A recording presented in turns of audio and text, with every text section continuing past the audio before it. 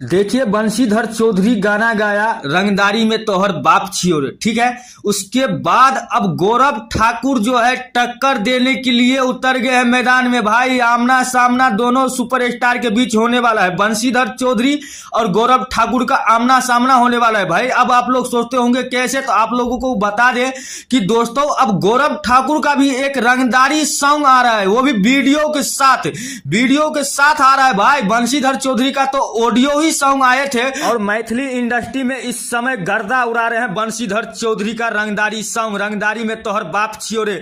पर आप लोगों को जानकारी एक और दे दे कि अब जो गौरव ठाकुर का जो गाना आ रहा है दोस्तों, इस गाने का टाइटल है शादी करके तू देख ले। दोस्तों ये गाना का टाइटल से ही अब जो है इतना खलबली मच गया है मैथिली इंडस्ट्री में। शायद आप लोग भी इस बात को सोच सकते हैं, क्योंकि दोस्तों जब बंशीधर चौधरी कोई चीज को शुरुआत कर देते हैं ना, तो समझिए वो आग के तरह फैल जाते हैं।